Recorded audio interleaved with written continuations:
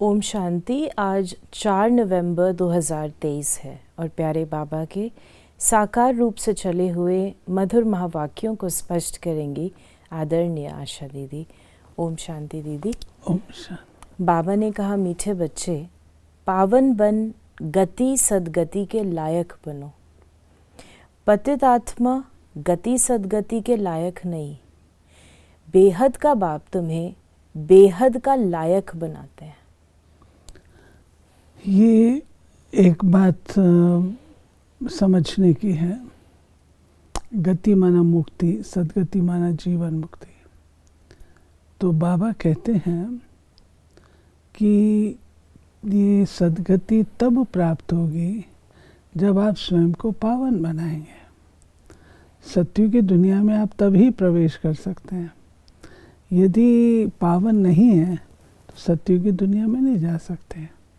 इसको बाबा ने कहा है कि पतित आत्मा सदगति को प्राप्त नहीं कर सकती, गति को भी प्राप्त नहीं कर सकती, क्योंकि उसको अपने आप को शुद्ध बना करके ही परम धाम में लेके जाना। तो परम धाम में जाने से पूर्व आत्मा को पवित्र बनना पड़ेगा। प्रश्न है, पिता व्रता किसे कहेंगे? उसकी मुख्य निशानी सुनाओ। पिता व्रता वो है जो बाप की श्रीमत पर पूरा चलते हैं, अशरीरी बनने का अभ्यास करते हैं, अव्यभिचारी याद में रहते हैं। ऐसे सपूत बच्चे ही हर बात की धारणा कर सकेंगे। उनके ख्यालात सर्विस के प्रति सदा चलते रहेंगे। उनका बुद्धि रूपी बर्तन पवित्र होता जाता है। वे कभी भी फारगती नहीं दे सकते।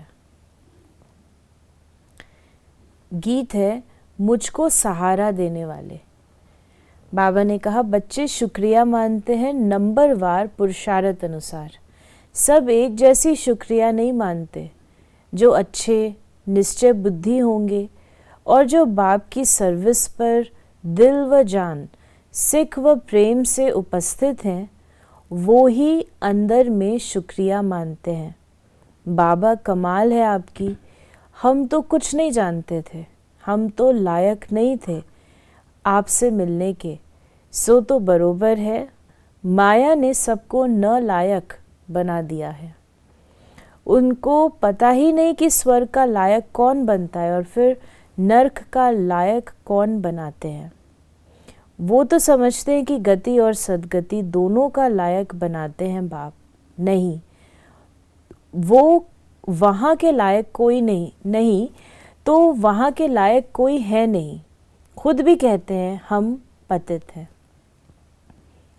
फिर बाबा ने कहा, तुम बच्चों में भी पुरुषार्थ अनुसार, नंबरवार पुरुषार्थ अनुसार ही निश्चय बुद्धि हैं। बाबा यहाँ बता रहे हैं कि बच्चे बाप का शुक्रिया मानते हैं कि आपने हमको लायक बनाया।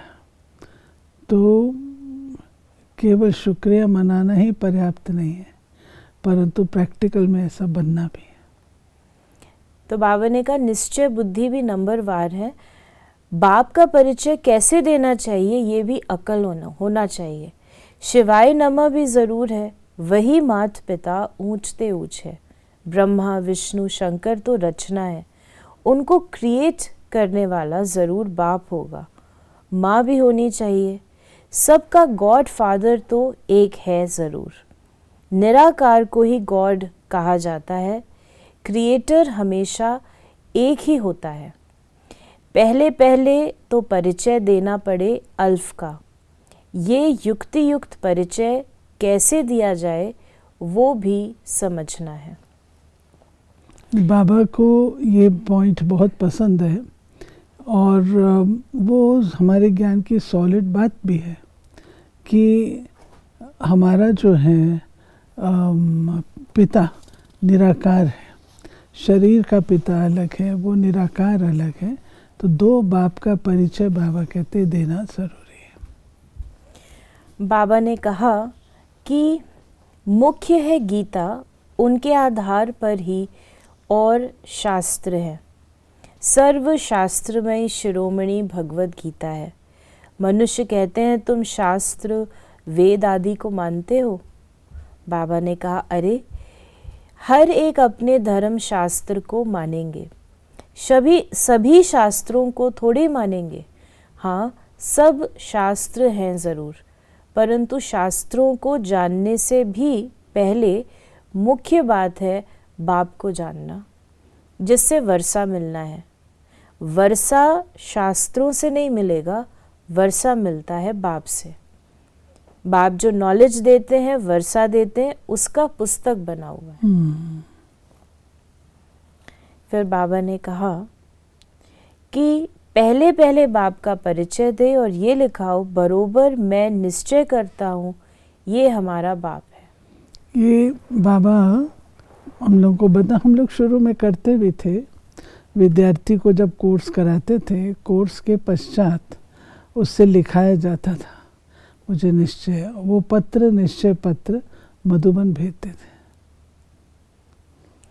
फिर बाबा ने कहा समझाया जाता है तुम्हारे बेहद के माँ बाप वो हैं, जगत अम्बा जगत पिता भी गाए जाते हैं। एडम और ईव तो मनुष्य को समझते हैं, ईव को मदर कह देते हैं। राइट वे में ईव कौन है ये तो कोई नहीं जानते। बाप बैठ समझाते हैं। हाँ, कोई फट से तो नहीं समझ जाएगा, पढ़ाई में टाइम लगता है, पढ़ते पढ़ते आकर बैरिस्टर बन जाते हैं। एम ऑब्जेक्ट ज़रूर है, देवता बनना है तो पहले पहले बाप का परिचय देना है। फिर बाबा ने कहा कि वो श्री कृष्ण हेवन का प्रिंस है और शिव बाबा हेवन का क्रिएटर है। वो है क्रिएशन फर्स्ट प्रिंस। ये भी क्लियर कर बड़े बड़े अक्षरों में लिखना चाहिए तो तुमको समझाने में सहज होगा।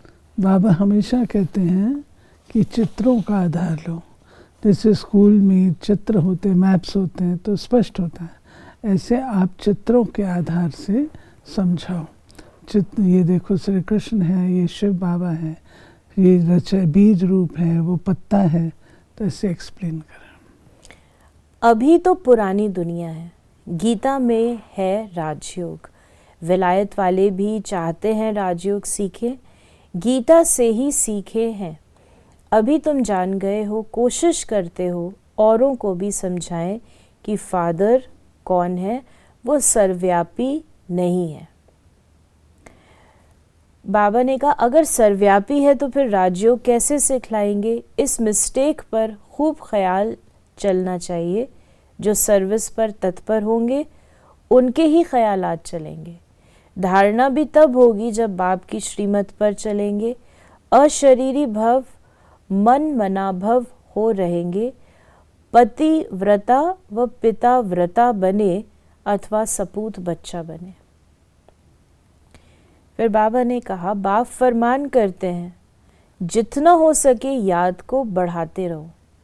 देह अभिमान में आने से तुम याद नहीं करते, न बुद्धि पवित्र होती है। शेरनी के दूध के लिए कहते हैं सोने का बर्तन चाहिए, इसमें भी पिता व्रता बर्तन चाहिए। अव्यभिचारी पिता व्रता बहुत थोड़े हैं। फिर बाबा ने कहा कि तो पहले पहले सुनाना चाहिए शिवाय नमः। ब्रह्मा विष्णु शंकर का भी रचयिता ये है, ज्ञान का सागर ये शिव है। तो अब क्या करना चाहिए। त्रिमूर्ति के बाजू में जगह पड़ी है, उस पर लिखना चाहिए कि शिव बाबा और श्री कृष्ण दोनों के ऑक्यूपेशन ही अलग हैं। फिर बाबा ने हम बच्चों को कहा कि पहले पहले जब शुरू करो तो बोलो शिव भगवानुवाच, वो सबका रचयिता है। और फिर श्री कृष्ण को ज्ञान सागर गॉड फादर कैसे कह सकते हैं। बाबा ने कहा कि कल्प कल्प बाबा राज्य देते हैं और हम फिर बाबा को भूल जाते हैं। बड़ा वंडर लगता है। सारा दिन खुशी में नाचना चाहिए। बाबा हमको विश्व का मालिक बनाते हैं। आज बाबा ने वरदान दिया, स्व परिवर्तन द्वारा विश्व परिवर्तन के निमित्त बनने वाले श्रेष्ठ सेवाधारी भव। आप बच्चों ने स्व परिवर्तन से विश्व परिवर्तन करने का कॉन्ट्रैक्ट लिया है। स्व परिवर्तन ही विश्व परिवर्तन का आधार है। बिना स्व परिवर्तन के कोई भी आत्मा प्रति कितनी भी मेहनत करो, परिवर्तन नहीं हो सकता, क्योंकि आजकल के समय में सिर्फ सुनने से नहीं बदलते, लेकिन देखने से बदलते हैं। कई बंधन डालने वाले भी जीवन का परिवर्तन देखकर बदल जाते हैं। तो करके दिखाना, बदल कर दिखाना ही श्रेष्ठ सेवाधारी बनना है। और स्लोगन है, समय, संकल्प और बोल की एनर्जी को वेस्ट से बेस्ट में चेंज कर दो तो शक्तिशाली बन जाएंगे। वेस्ट से बेस्ट में चेंज कर दो तो शक्तिशाली बन जाएंगे, क्योंकि वेस्टेज से जो कमज़ोरी आती है वो बच जाएगी।